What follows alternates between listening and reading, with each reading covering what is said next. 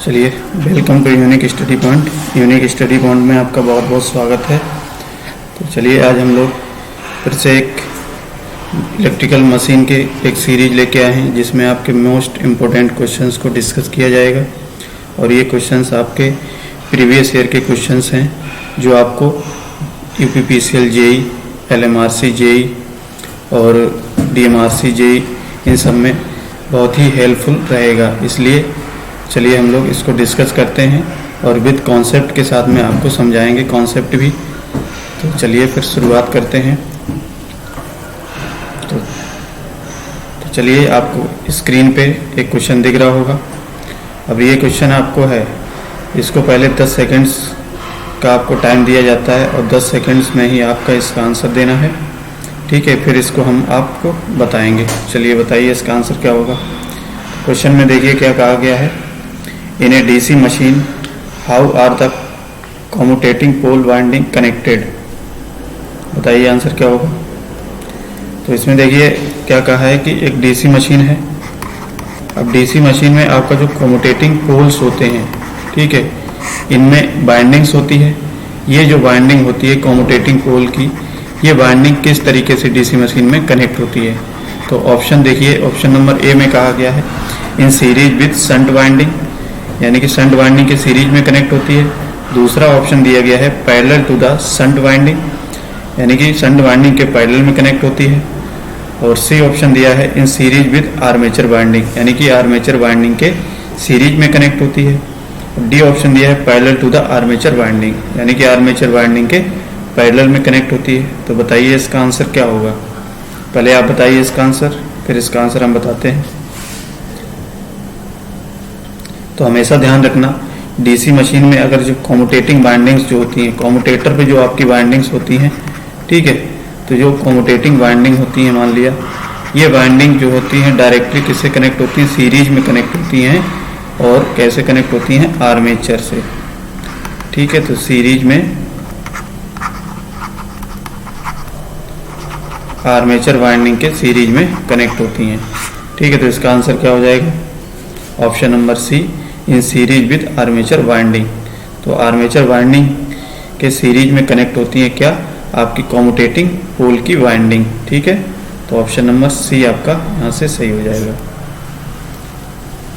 Next question देखिए, बताइए इसका आंसर। 10 सेकंड का टाइम है आपके पास। क्या होगा इसका आंसर। तो देखिए इसमें क्या कहा है, in motor circuit static frequency changer are used for. एक स्टैटिक फ्रीक्वेंसी चेंजर है, इसका यूज कहाँ पे किया जाता है, बताइए मोटर में। इम्प्रूव कूलिंग के लिए पहला ऑप्शन दिया है। दूसरा ऑप्शन दिया है पावर फैक्टर इम्प्रूवमेंट के लिए। थर्ड ऑप्शन दिया गया है रिवर्सल ऑफ डायरेक्शन, डायरेक्शन को रिवर्स करने के लिए। और डी ऑप्शन दिया गया है स्पीड रेगुलेशन के लिए। तो हमेशा ध्यान देना, जो आपका डीसी मोटर में जो भी आपका मोटर है मान लिया, तो उसमें स्टैटिक जो चेंजर होता है, फ्रीक्वेंसी चेंजर होता है, इसका मेन काम होता है क्या, स्पीड को रेगुलेट करना या स्पीड का रेगुलेशन करना। ठीक है, तो स्पीड का रेगुलेशन करना, इसलिए देखिए इसमें ऑप्शन क्या हो जाएगा, आंसर देखिए क्या होगा, ऑप्शन नंबर डी। तो जहाँ पे फ्रीक्वेंसी की बात आती है, तो फ्रीक्वेंसी का मतलब क्या है, फ्रीक्वेंसी का आप लिख सकते हो 2 पाई एफ। ये एंगुलर फ्रीक्वेंसी क्या होती है, 2 पाई एफ, यही होती है ना। तो ये क्या है, एंगुलर फ्रीक्वेंसी, यानी कि स्पीड, एंगुलर स्पीड ये है। तो इसको फ्रीक्वेंसी जैसे कि इसके नाम से ही पता चल रहा है, स्टैटिक फ्रीक्वेंसी चेंजर, यानी कि फ्रीक्वेंसी को चेंज करोगे उसी हिसाब से आपकी स्पीड भी चेंज होगी। यानी कि स्पीड चेंज होने का मतलब क्या है, स्पीड में वेरिएशन होने का मतलब क्या होता है, आपका स्पीड में रेगुलेशन होना। ठीक है, तो इसका आंसर क्या हो जाएगा, option number D speed regulation. Next question है, देखिए बताइए इसका answer. In case of travelling cranes the motor preferred for boom hoist is. तो देखिए इसमें क्या कहा गया है कि ट्रेवलिंग क्रेन्स के मामले में बूम होइस्ट के लिए उपयुक्त मोटर निम्न में से कौन सा है, बताइए। ये ऑप्शन दिए गए हैं, slip ring induction motor, squirrel cage induction motor, option C है सिंक्रोनस मोटर, और ऑप्शन डी दिया गया है सिंगल फेस मोटर। आंसर क्या होगा बताइए। तो हमेशा ध्यान देना, आपको हमने बताया है कि ट्रेवलिंग क्रेन्स होती हैं जो, ठीक है, क्रेन्स की अगर हम लोग बात करते हैं तो यहाँ पे क्रेन्स के लिए हम जानते हैं कि हाई स्टार्टिंग टॉर्क की रिक्वायरमेंट होती है, हाई स्टार्टिंग टॉर्क की ज़रूरत होती है। तो हाई स्टार्टिंग टॉर्क जब आपका सपोज करिए यहाँ पे ऑप्शन में डीसी मशीन अगर ऑप्शन में दिए होते हैं, डीसी मशीन में आपके डीसी मोटर अगर यूज किए होते, जैसे शंट होता, सीरीज होता, तो वहाँ से आपका आंसर क्या होता था, series motor, DC series motor. तो डीसी सीरीज मोटर हम लोग देखते थे कि हाई स्टार्टिंग टॉर्क के लिए यूज करते हैं, ठीक है। तो यहाँ पे आपका जो है आपका डीसी मशीन नहीं दिया है, तो ऑप्शन में आपको दिया है सारे एसी मशीन्स, ठीक है। तो एसी मशीन में आपके सबसे अधिक टॉर्क किस में होता है, तो हमेशा ध्यान देना कि इसमें जो है ऑप्शन के हिसाब से आपका आंसर इसमें क्या हो जाएगा, स्लिप रिंग इंडक्शन मोटर। तो स्लिप रिंग इंडक्शन मोटर क्या होता है, इन सब में उसका हाई स्टार्टिंग टॉर्क होता है, इसलिए हम लोग क्या करते हैं, क्रेन्स में इसका यूज कर सकते हैं, ठीक है। तो इसका आंसर क्या हो जाएगा, option number A, slip ring induction motor. Next देखिए, नेक्स्ट बताइए क्या होगा। Light duty cranes are generally used in, तो इसमें ये कहा है कि जो लाइट ड्यूटी मतलब हल्की जो क्रेन्स होती हैं, जो हल्की क्रेन्स वगैरह यूज होती हैं, ये कहाँ पे यूज होती हैं, ठीक है। तो ऑप्शन में जैसे दिया गया है ऑटोमोबाइल वर्कशॉप्स में, दूसरा ऑप्शन दिया है पंपिंग स्टेशंस में, और थर्ड ऑप्शन दिया है पावर हाउसेस में, फोर्थ ऑप्शन दिया है ऑल ऑप्शंस आर करेक्ट, यानी कि इन सभी ऑप्शन जो हैं आपके सही हैं। बताइए कौन सा होगा इसका आंसर। तो जो लाइट ड्यूटी क्रेन्स होती हैं, यानी कि हल्की जो क्रेन्स होती हैं, जहाँ पे लो लोड उठाने के लिए आपको जो क्रेन्स का यूज किया जाता है, वो आपका वर्कशॉप में भी यूज कर सकते हैं, ठीक है। तो ये वाला भी आंसर हो जाएगा इसका, यानी कि पंपिंग स्टेशंस में भी हल्के फुल्के लोड को उठाने के लिए कर सकते हैं, पावर हाउसेस में भी कर सकते हैं। तो इसका आंसर क्या हो जाएगा, option number D, all options are correct, यानी कि इन सभी में आप लोग जो है इसका जो लाइट ड्यूटी क्रेन्स का यूज कर सकते हैं। चलिए नेक्स्ट क्वेश्चन देखिए। तो नेक्स्ट क्वेश्चन में देखिए क्या कहा है, इन ए सिंक्रोनस मोटर, एक सिंक्रोनस मोटर है, ठीक है। आप जैसे कि पढ़ चुके होंगे सिंक्रोनस मोटर। तो सिंक्रोनस मोटर में आपको देखिए ऑप्शन में क्या कहा गया है, a rotor MMF and stator MMF are stationary with respect to each other, यानी इसमें कहा है कि जो रोटर का एमएफ होता है, रोटर एमएमएफ और स्टेटर का जो एमएफ होता है, स्टेटर का एमएमएफ होता है, यानी कि रोटर का फ्लक्स हम कह सकते हैं और स्टेटर का फ्लक्स, ये क्या होते हैं, एक दूसरे के कैसे होते हैं, स्टेशनरी होते हैं, यानी कि एक दूसरे के परस्पर स्टेशनरी होते हैं। इसलिए इसमें देखिए ऑप्शन क्या हो जाएगा, ऑप्शन नंबर ए इसका सही हो जाएगा, यानी कि रोटर एमएफ और स्टेटर एमएफ कैसे होते हैं, एक दूसरे के स्टेशनरी होते हैं।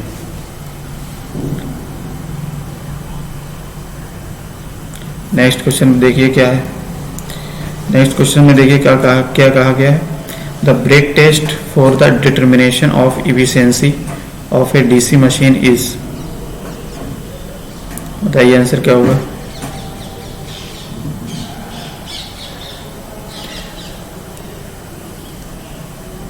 तो देखिए क्या कहा है कि जब हम लोग डीसी मशीन की अगर इफिशियंसी को कैलकुलेट करते हैं, ठीक है, तो इफिशियंसी को कैलकुलेट करने के लिए एक मेथड होता है आपका ब्रेक टेस्ट। ये क्या है, एक ब्रेक टेस्ट भी मेथड होता है। अब ये जो मेथड होता है ये किस टाइप का मेथड होता है, ये आपको बताना है क्वेश्चन में। पहला ऑप्शन दिया गया है इन ए इनडायरेक्ट मेथड, ये जो ब्रेक टेस्ट मेथड होता है ये इनडायरेक्ट मेथड होता है। दूसरा ऑप्शन दिया है रीजनरेटिव मेथड होता है, और सी ऑप्शन दिया गया है ए डायरेक्ट मेथड, एक ये डायरेक्ट मेथड होता है, और डी ऑप्शन दिया है नन ऑफ दीज, यानी कि इनमें से कोई नहीं। तो बताइए आंसर क्या होगा। तो हमेशा ध्यान देना, जो ब्रेक टेस्ट होता है वो आपका ब्रेक टेस्ट होता है वो डीसी मशीन में इफिशियंसी को कैलकुलेट करने के लिए किया जाता है, ठीक है। लेकिन ये आपका किस टाइप का मेथड होता है, ये आपका एक डायरेक्ट टाइप का मेथड होता है, ठीक है। कैसा होता है, डायरेक्ट मेथड होता है, ठीक है। डायरेक्ट मेथड होता है यानी कि ये स्मॉल डीसी मशीन्स के लिए यूज हम लोग कर सकते हैं। स्मॉल डीसी मशीन्स की इफिशियंसी को कैलकुलेट करने के लिए इसका यूज किया जाता है। तो देखिए इसमें आंसर क्या हो जाएगा, ऑप्शन नंबर सी, यानी कि ए डायरेक्ट मेथड। तो ब्रेक टेस्ट मेथड जो होता है इफिशियंसी को कैलकुलेट करने के लिए, वो आपका डायरेक्ट मेथड होता है, ठीक है। आंसर क्या हो जाएगा, ऑप्शन नंबर सी।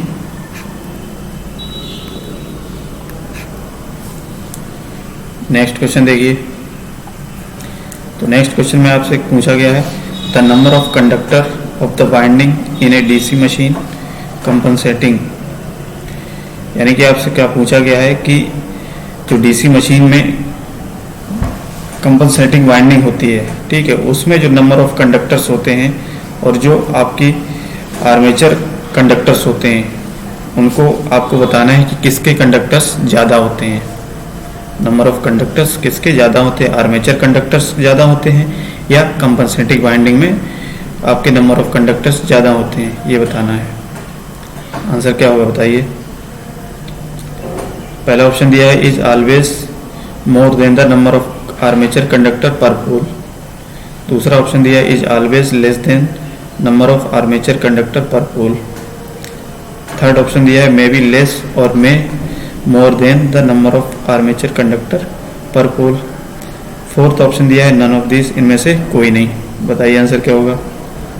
तो हमेशा ध्यान देना क्या हो जाएगा, ऑलवेज लेस देन होता है नंबर ऑफ आर्मेचर कंडक्टर से, ठीक है। तो ऑप्शन नंबर सी क्या हो जाएगा, इसका आंसर हो जाएगा is always less than the number of armature conductor. चलिए नेक्स्ट क्वेश्चन देखिए क्या कहा गया है। DC motor should be stopped by opening the line switches and not a forcing the starter handle back to the off position because. बताइए answer क्या होगा। यानी कि जो डीसी मोटर्स होते हैं, इन मोटर्स को बंद करने के लिए जो लाइन स्विचेज होती है को उसको खोलना चाहिए, न कि स्टार्टर हैंडल को बंद करने वाली स्थिति में ज़बरदस्ती वापस ले जाना चाहिए। क्योंकि अगर इसको ज़बरदस्ती वापस ले जाएंगे या बैक टू पोजीशन ले जाएंगे तो इसमें क्या दिक्कत आएगी, ये बताना है आपको। पहला देखिए पूछा गया ए, इसमें आपको पॉइंट्स ने दे दिया गया कि heavy sparking occurs at the brushes. यदि आप ऐसा करते हैं तो क्या होगा, जो ब्रुश होते हैं उस पर हैवी स्पार्किंग होगी, ठीक है। और दूसरा दिया गया है heavy sparking occurs at the first stud of the starting resistance, यानी कि जो आपके स्टड्स होते हैं, स्टड्स आप जानते हो इस टाइप से स्टड्स होते हैं जिससे आपके क्या होते हैं, रेजिस्टेंस इस तरीके से कनेक्ट होते हैं स्टार्टिंग, ठीक है, इस तरीके से वाइंडिंग्स कनेक्ट होती हैं। ये क्या होते हैं, स्टड्स बोले जाते हैं ये। तो पहला स्टड ये है, पहला दूसरा स्टड ये है और थर्ड ये है। इस तरीके से ये क्या होते हैं, स्टड होते हैं। इनसे आपके सीरीज में R1 R2 इस तरीके से रेजिस्टेंस, स्टार्टिंग रेजिस्टेंस लगे होते हैं। जैसे कि आपने पढ़ा होगा कि 2 पोर्ट 3 पॉइंट स्टार्टर हो गया, 4 पॉइंट स्टार्टर, तो उसमें आपने देखा ये सारे डीसी मोटर के स्टार्टर्स होते हैं, ठीक है। तो इसमें यही पूछा है कि जो हैंडल होता है वो अगर डायरेक्टली आप सीधे बैक पोजीशन पे ले आते हैं तो उस केस में क्या होगा, क्या दिक्कत आएगी। तो इसमें इस केस में क्या होगा, जो पहला स्टड होता है उस पर हाई स्पार्किंग डेवलप हो जाएगी, ठीक है। तो इसीलिए क्या होता है, इसका ऑप्शन देखिए आंसर क्या हो जाएगा, ओनली सेकेंड, यानी कि सेकेंड वाला सही है।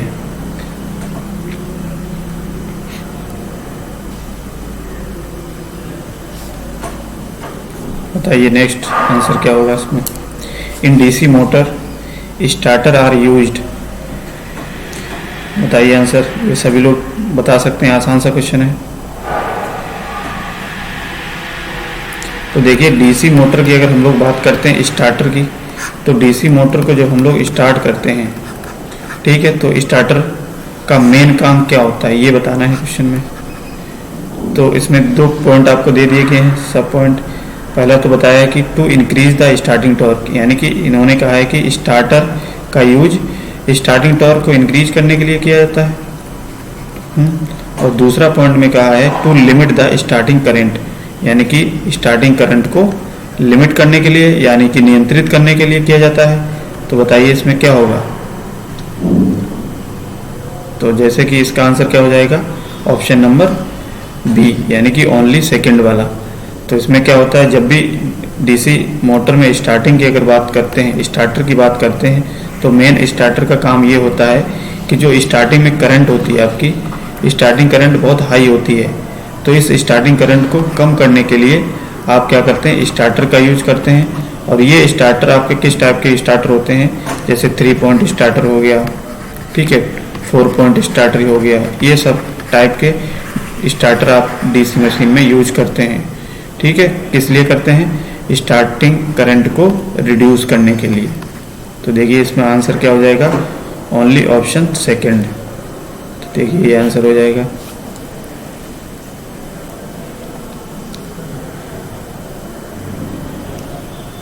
अब इसका आंसर बताइए क्या होगा।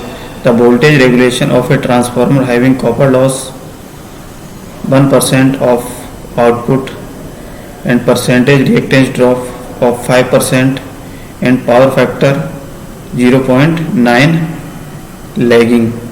तो बताइए इसका आंसर क्या होगा। देखिए इसको आप कैलकुलेट करिए।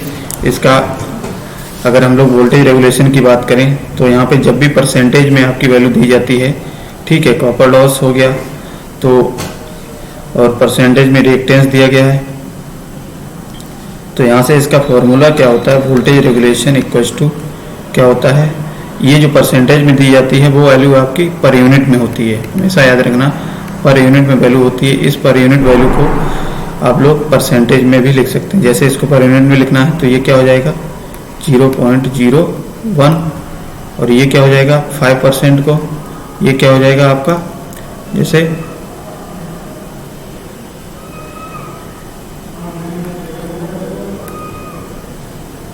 आर पर यूनिट आपकी वैल्यू दी गई है क्या 1%, और एक्स पर यूनिट दी गई है आपकी 0.05%, 0.05। ठीक है, तो यहाँ से आप जब इसको कैलकुलेट करेंगे तो इसका फॉर्मूला क्या होता है बताइए, R per unit cos phi plus X per unit sine phi, यही होता है वोल्टेज रेगुलेशन का फॉर्मूला। तो यहाँ से हम जब आप वोल्टेज रेगुलेशन को सॉल्व करेंगे, ठीक है, इस फॉर्मूले से वैल्यू को पुट करेंगे, तो यहाँ से आप देखेंगे कि वोल्टेज रेगुलेशन क्या निकलेगा। देखिए आर पर यूनिट दिया है, यानी कि ये रेजिस्टेंस ड्रॉप दिया है, यहाँ पे आर पर यूनिट ये दिया गया है 1%। तो यहाँ से देखिए क्या होगा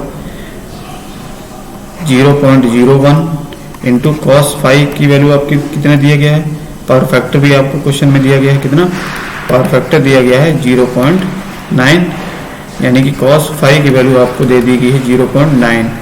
तो यहाँ से आप लिख सकते हैं 0.9 को directly, plus X per unit की वैल्यू कितनी दी है 0.05 इंटू, अब देखिए यहाँ पे साइन फाइव है, तो साइन फाइव की वैल्यू कैसे निकालेंगे, यहाँ से फाइव की वैल्यू निकालेंगे, ये क्या हो जाएगी कॉस इनवर्स 0.9। इसको जब आप सॉल्व करेंगे यहाँ से तो इसकी वैल्यू रखिए कॉस इनवर्स 0.9। जब आप इसको सॉल्व करेंगे तो सॉल्व होके इसका आंसर कितना आएगा बताइए।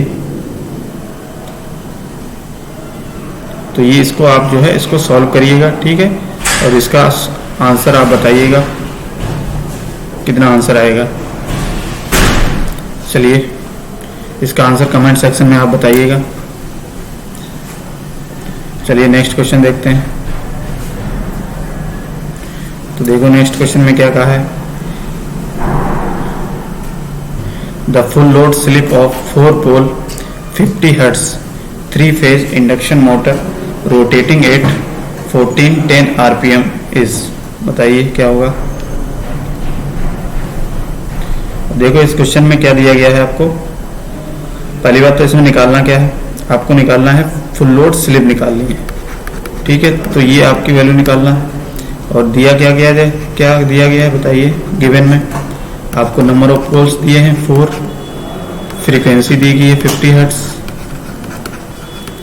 और रोटर की स्पीड दी गई है कितनी 1410 आरपीएम। यहाँ से आपको क्या निकालना है, स्लिप निकालनी है।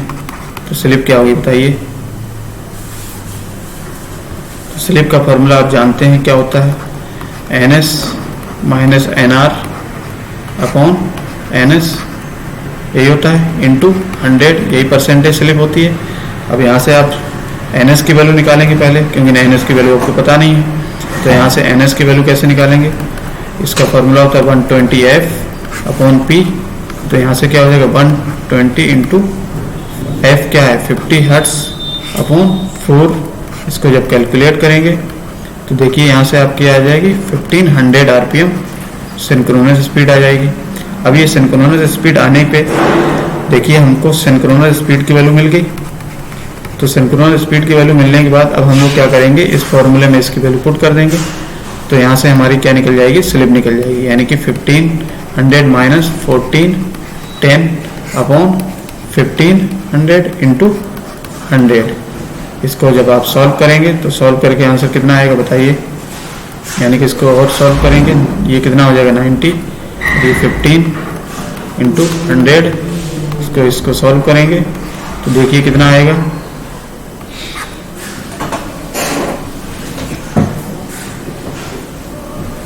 तो इसको जब सॉल्व करेंगे तो आई थिंक इसकी स्लिप आएगी 6%। आप इसको सॉल्व करिएगा और कमेंट सेक्शन में इसका आंसर बताइएगा, ठीक है। चलिए नेक्स्ट क्वेश्चन देखिए। नेक्स्ट क्वेश्चन में देखो क्या बोला गया है, a 4 pole lap wound DC generator has the following details. देखिए एक 4 पोल का लैप बाइंडिंग डीसी जनरेटर दिया गया है इसको। अब इसमें आपको क्या क्या क्वांटिटी दी गई है उसको पहले हम लोग नोट डाउन कर लेते हैं। गिवन क्वांटिटी क्या है, पहले तो आपको दिया है पोल 4 पोल, और क्या दिया है क्वेश्चन में, फ्लक्स पर पोल दिया है, यानी कि फ्लक्स दिया है कितना 0.07, और स्पीड दी गई है n = 900 आरपीएम। और क्या दिया गया है, आर्मेचर कंडक्टर दिया है, यानी कि नंबर ऑफ कंडक्टर दिए हैं कितने 440।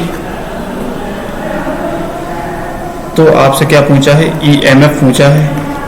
अब देखिए आपको फॉर्मूला पता है इसके लिए, कैसे कैलकुलेट करेंगे। फॉर्मूला होता है E = NP∅Z अपॉन 60A, यही होता है फॉर्मूला। अब लेकिन इसमें आपका जो नंबर ऑफ पैरेलल पाथ होते हैं A, ये किस पे डिपेंड करता है, आपके बाइंडिंग्स पर, कि किस टाइप की आपकी बाइंडिंग है, लैप बाइंडिंग है या वेव बाइंडिंग है। तो देखिए क्वेश्चन में आपको किस टाइप की बाइंडिंग दी गई है, क्वेश्चन में दी गई है आपकी लैप टाइप की बाइंडिंग। तो लैप टाइप की बाइंडिंग में आप जानते हैं जो नंबर ऑफ पैरेलल पाथ होते हैं वो पोल के बराबर होते हैं, यानी कि A = P, यही होता है। तो यहाँ से देखिए जब आप नंबर ऑफ पैरेलल पाथ निकालेंगे तो वो भी कितने निकलेंगे 4, क्योंकि 4 पोल की मशीन दी गई है आपको। अब यहाँ से आप क्या करोगे, फॉर्मूले में सारी क्वांटिटीज रख देंगे। तो n देखिए कितना है, n दिया है 900 इंटू पोल दिया है 4 इंटू 5 कितना दिया है 0.07 इंटू Z की वैल्यू कितनी दी है, यानी कि नंबर ऑफ कंडक्टर 400। ये यहाँ पे 400 करना है, ठीक है। तो 400 अपॉन ये जब आप 60 इंटू A कितना दिया है 4, इसको कैंसिल करिए और इसका भी आंसर आप कमेंट सेक्शन में बताइएगा। तो ये फॉर्मूला आपका इसमें लगेगा, बताइए आंसर क्या आएगा। तो इसका भी आंसर शायद आपका आएगा 420 वोल्ट। आप बताइए इसका कमेंट सेक्शन में। चलिए नेक्स्ट क्वेश्चन देखिए। For maximum power delivered in DC generator is, क्या होगा इसका आंसर।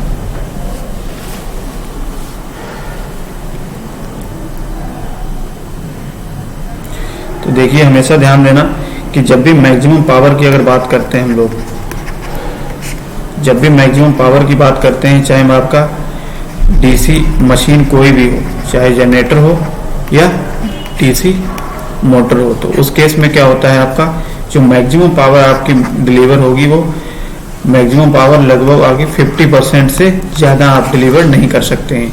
और ये कंडीशन जब आती है, कब कंडीशन आती है, यानी कि इसकी जो बैक ईएमएफ होता है वो आपका सप्लाई के हाफ होता है।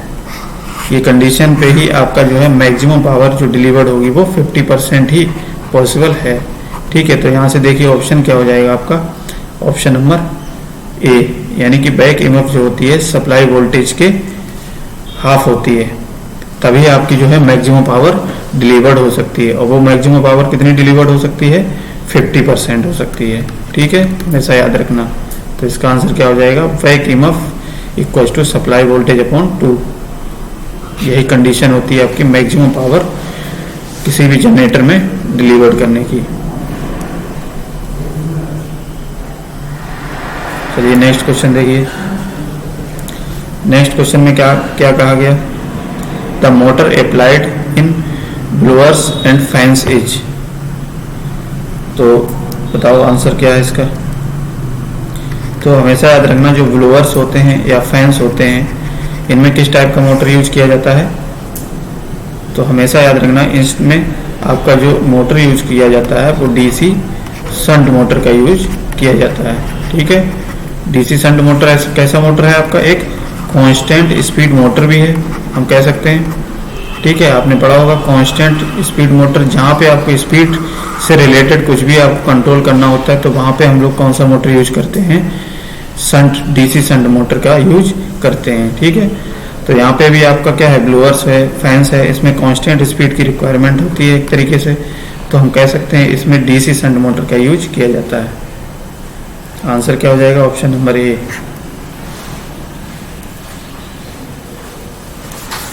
नेक्स्ट क्वेश्चन देखिए क्या होगा इसका answer, which of the following is an AC motor. तो देखिए आपको 4 ऑप्शन दिए गए हैं। अब इन 4 ऑप्शंस में आपको ये बताना है कि कौन सा मोटर आपका एसी मोटर है। आसान सा क्वेश्चन है, सभी लोग आंसर दे सकते हैं इसका। क्या होगा इसका आंसर, पहला ऑप्शन दिया गया स्लिप रिंग मोटर, दूसरा ऑप्शन दिया गया है सिंक्रोनस मोटर, सी ऑप्शन दिया है स्क्वायरल गेज मोटर, और ऑप्शन डी दिया गया है ऑल ऑप्शंस आर करेक्ट, यानी कि सभी ऑप्शन सही हैं। तो बताइए, तो हमेशा याद रखना, देखिए स्लिप रिंग मोटर जो होता है वो भी आपका एसी मोटर है, सिंक्रोनस मोटर ये भी क्या है आपका एसी मोटर है, और स्क्वायरल गेज ये भी आपका एसी मोटर है। तो जो स्लिप रिंग और स्क्वायरल गेज ये किस टाइप के मोटर हैं, आपके इंडक्शन टाइप के मोटर हैं। ठीक है, तो इंडक्शन टाइप भी क्या होता है आपका एसी मोटर है, तो ये इसी के टाइप होते हैं स्क्वायरल गेज और स्लिप रिंग। और सिंक्रोनस मोटर तो आपका एसी मोटर है ही। ठीक है, तो सारे ऑप्शंस क्या हैं इसमें सही हैं। तो आंसर क्या हो जाएगा, ऑल ऑप्शंस आर करेक्ट।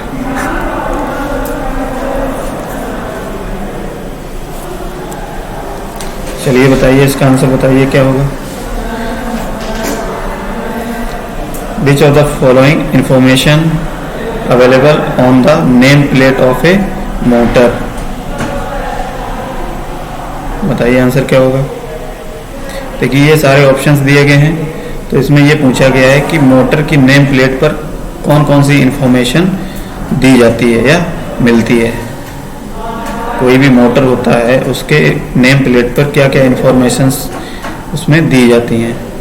पहला है देखिए एचपी रेटिंग, यानी कि उसकी जो हॉर्स पावर रेटिंग होती है वो दी जाती है।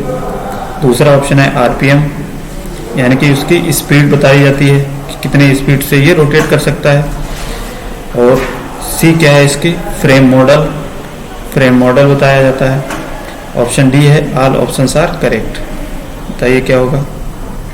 तो इसका भी आंसर क्या हो जाएगा, ऑप्शन नंबर डी, यानी कि ये सारी आपकी नेम प्लेट पे आपके दी जाती हैं। मोटर के नेम प्लेट पे हॉर्स पावर रेटिंग भी दी जाती है, उसकी स्पीड की रेटिंग दी जाती है, और फ्रेम का मॉडल भी बताया जाता है। ठीक है, तो सारे ऑप्शन इसमें क्या हो जाएंगे, सही हो जाएंगे। तो ऑप्शन नंबर डी इसका आंसर हो जाएगा। बताइए अब इसका आंसर क्या होगा। तो देखिए क्वेश्चन में पूछा है the speed of N AC motor depends on. तो एक एसी मोटर है, इस एसी मोटर की जो स्पीड होती है वो किस किस पे डिपेंड करती है, किस किस पे निर्भर करती है, बताइए। पहला ऑप्शन दिया है फ्रीक्वेंसी ओनली, दूसरा ऑप्शन दिया है number of poles only, C option दिया है both frequency and number of poles, और डी ऑप्शन दिया है नन ऑफ दीज। बहुत आसान सा क्वेश्चन है।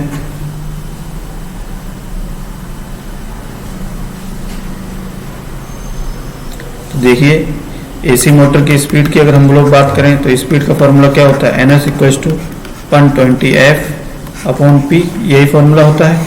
अब इस फॉर्मूले से देखिए स्पीड आपकी किस किस पे डिपेंड कर रही है, फ्रीक्वेंसी पे और नंबर ऑफ पोल्स पे। नंबर ऑफ पोल्स पे और फ्रीक्वेंसी भी दोनों पे डिपेंड कर रही है।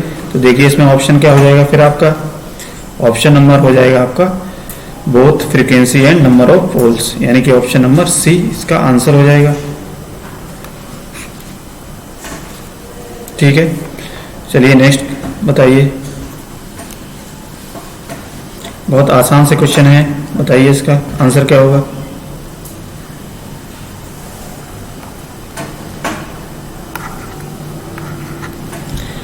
तो देखिए क्वेश्चन पूछा कि Fleming left hand rules is used in.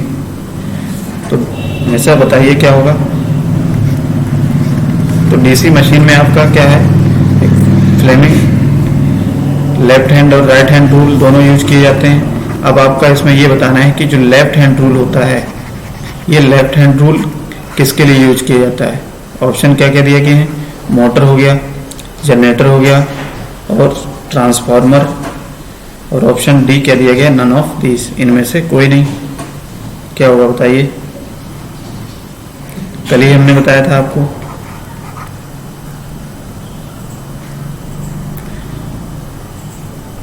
तो हमेशा ध्यान देना, जब भी फ्लेमिंग लेफ्ट हैंड की अगर हम लोग बात करते हैं तो ये आपका मोटर के लिए यूज किया जाएगा, और जब आपसे फ्लेमिंग के राइट हैंड की अगर बात करेंगे तो फ्लेमिंग के राइट हैंड रूल हमेशा जनरेटर के लिए यूज किया जाता है। ठीक है, चलिए इसका आंसर क्या हो जाएगा, ऑप्शन नंबर ए मोटर।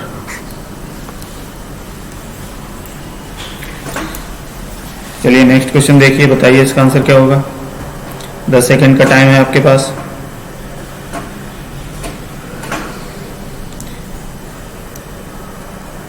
क्वेश्चन में पूछा गया if the AC supply to transformer is replaced to DC, यानी कि क्या बोला गया है कि अगर ट्रांसफार्मर है आपका, डीसी सप्लाई अगर हम लोग इसमें देते हैं तो फिर क्या होगा।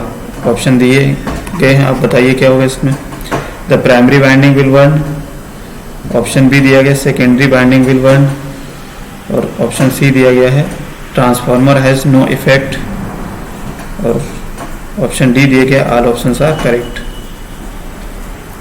क्या होगा इसका आंसर।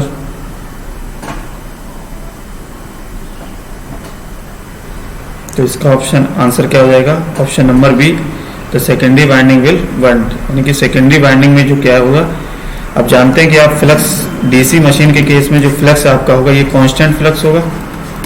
ठीक है, यानी कि चेंज नहीं होगा। तो आप जानते हैं कि ईएमएफ आपका क्या होगा, d∅/dt, यही ऐसे ही आपका जनरेट होता है।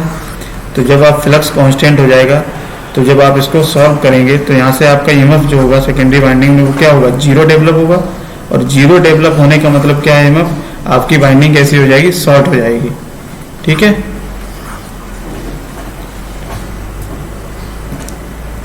तो इस तरीके से देखिए ऑप्शन नंबर बी क्या हो जाएगा, इसका आंसर हो जाएगा।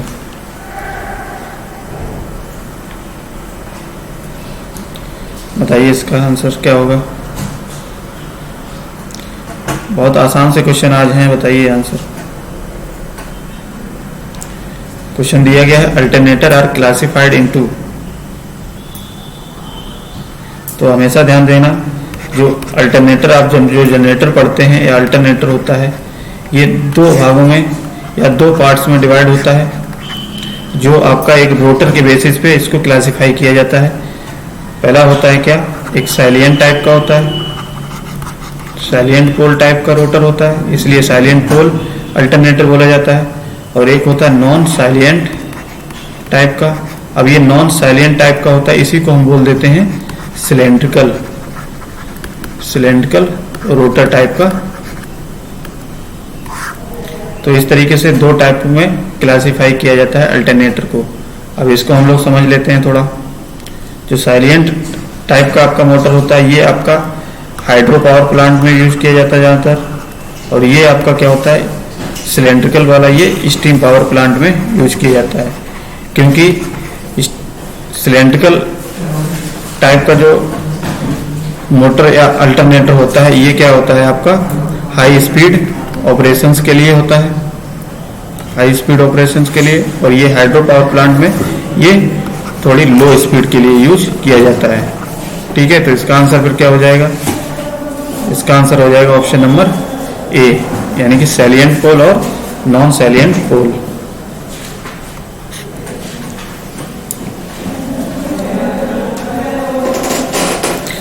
नेक्स्ट क्वेश्चन बताइए क्या होगा इसका आंसर। 10 सेकंड का टाइम मिलता है आपको।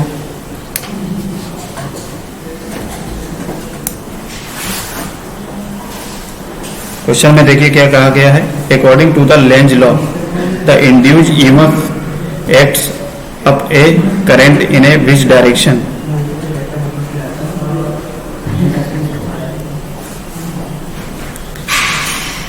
पहला ऑप्शन दिया है same direction of causes producing, दूसरा ऑप्शन दिया है direction of gravity, C option दिया गया है direction opposite of causing producing it, और डी ऑप्शन दिया गया है नन ऑफ दिस।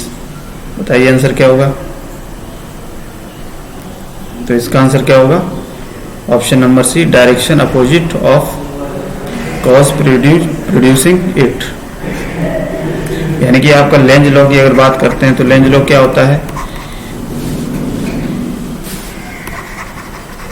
यानी कि आपने पढ़ा होगा ईएमएफ आपने पढ़ा है माइनस के N D phi upon D T. इसमें जो माइनस का साइन होता है ये क्या शो करता है, लेंज लॉ को शो करता है। यानी कि ये ईएमएफ की नेगेटिव डायरेक्शन को शो करता है, अपोजिट डायरेक्शन को, जिसके द्वारा ये क्या होता है, लेंज लॉ क्या होता है, जिसके द्वारा ये ईएमएफ इंड्यूस होता है, जिस करंट के द्वारा ये इंड्यूस होता है उसी करंट को ये क्या करता है, अपोज करता है। यानी कि जिसके, तो वही आपका क्या कहलाता है, लेंज लॉ। ठीक है,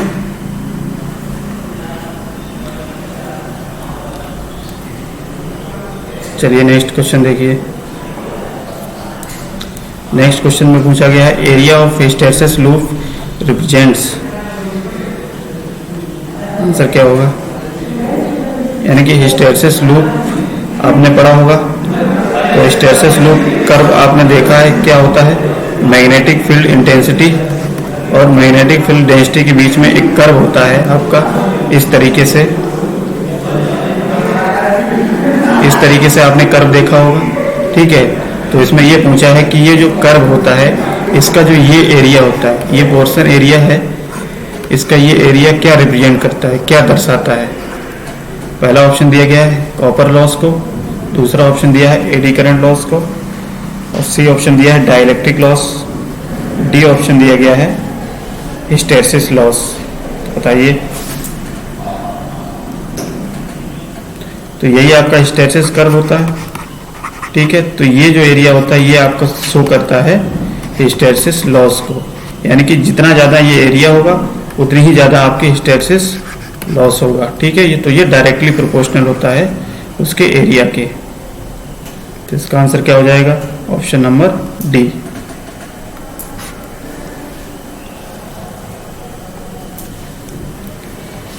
बताइए नेक्स्ट, इसका आंसर क्या होगा। No load speed of DC series motor is.